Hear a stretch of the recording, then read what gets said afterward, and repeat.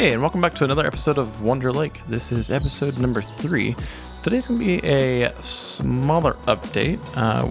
Long story short, I was out working this week and had my MacBook and was working on the park and realized I couldn't do time lapses because max resolutions are not 1080. They're higher than 1080, and I could have cropped, but I decided not to.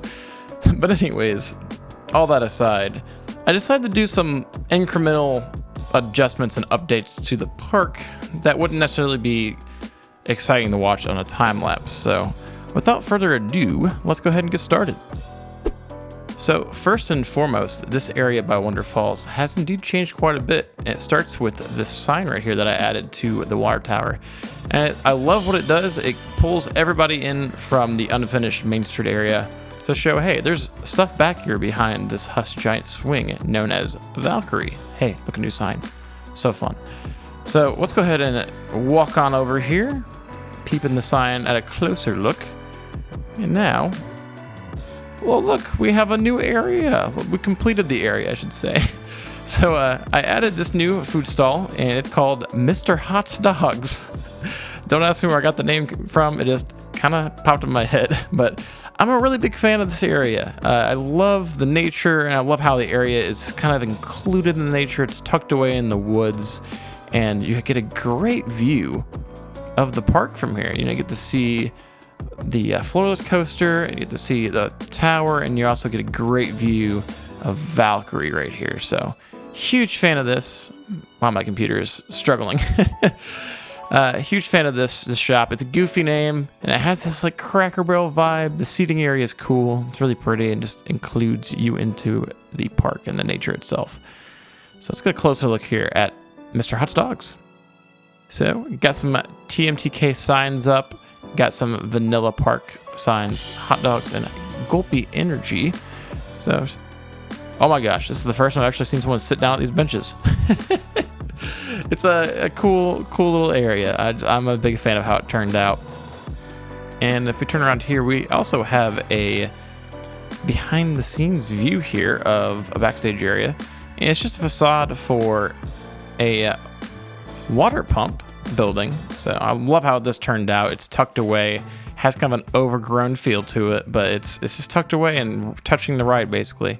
And it just really captivates this area. It pulls it all together and makes it all cool. And speaking of which, I decided to go ahead and add the cap here for the waterfall. So the waterfall actually has a source now. So thank you for that suggestion. I think it looks great.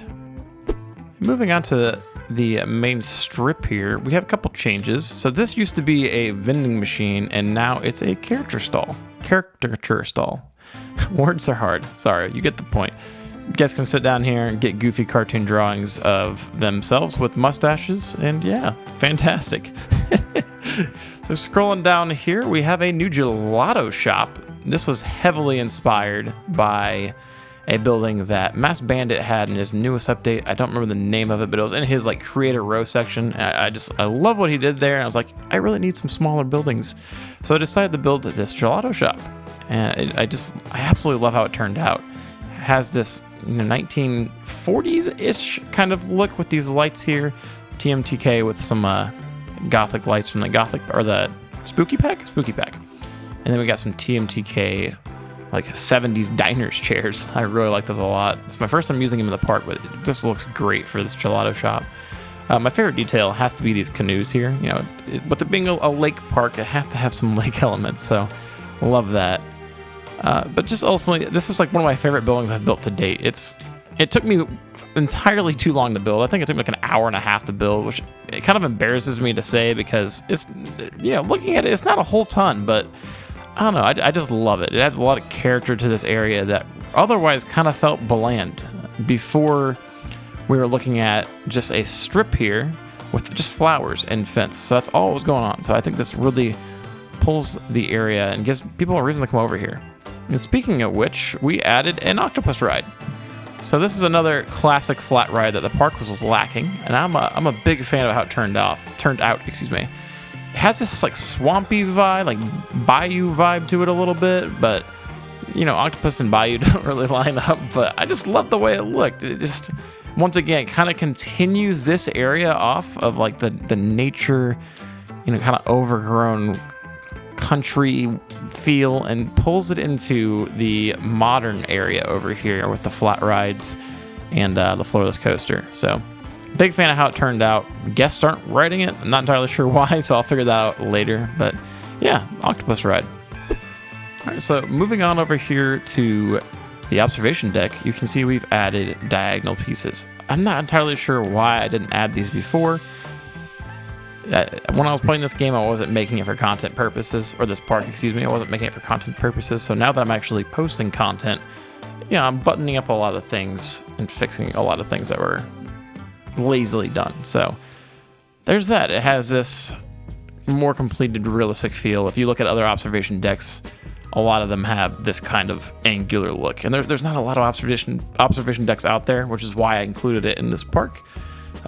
Just wanted to add one more to the count if it was a real park. So speaking of being lazy, I fixed something that I felt I was being pretty lazy with, and that is the supports on Corkscrew.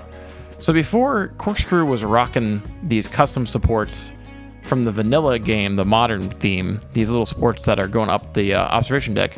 It was sporting those going up the lift hill and over here as well. So I decided to delete the ones on the bunny hills here and decided to finally the custom supports for Corkscrew. So love how it turned out. It really makes me feel like this was built back in the 60s or 70s rather. And it matches all the aerodynamic Corkscrew coasters from that era. So huge fan of how that turned out. And I'm looking forward to getting people on this ride. It's been here forever and there's been nothing back there in this area, which brings me to my next point as we wrap this episode up. I deleted all of this in between the two areas here. It wasn't serving how I wanted to design the flow. So the next full episode that we do will be a time-lapse episode in which we finish out this area right here, connect over here, and make a family area. So this will be the family area. It's gonna have a family coaster, a couple of flat rides, shops, and a restaurant. So that will probably cap off the majority of the park, at least giving it a completed circuit. The layout of the park would be done at that point. I'm not gonna follow this most likely, and I might even delete this bridge and move this flat ride somewhere else. So without further ado, that's Wonder Lake pretty much. No, I'm just kidding. We're definitely not done. This is episode 3. We got lots to do, and I want to acknowledge that I put a lot of detail into this area right here specifically, and I want to carry that on through the rest of the park before we wrap this series up. We have about a month or two before Planet Coaster probably comes out. November at the latest. They haven't set a release date as of this video, so my goal is to play this park until Planet Coaster 2 comes out, and then we'll start Lake Destiny on Planet Coaster 2. So just kind of recapping one more time, this area right here is finished. It's the second finished area in the park. There's no more things I want to do to this area, and that feels fantastic. The other area is over here by the Baron and the I almost said Cobra, the Boomerang coaster. That area is completed, and we also have Main Street here that is far from completed. So after we get the kids area complete and we get the park layout done, priority number 1 is gonna get Main Street completely revamped. I'm gonna destroy all of this over here and just completely redo it. I might even get rid of this flat ride to Tilt-A-Whirl Hill here and move it somewhere else, and I might even just get rid of a lot of this. So we'll see what happens, but that's gonna be a future update, future episode.